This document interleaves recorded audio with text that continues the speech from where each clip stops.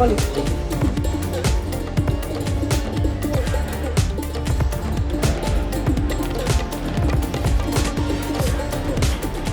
చేత్తో నడిపి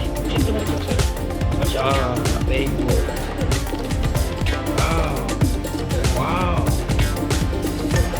ఎట్లా చేసిన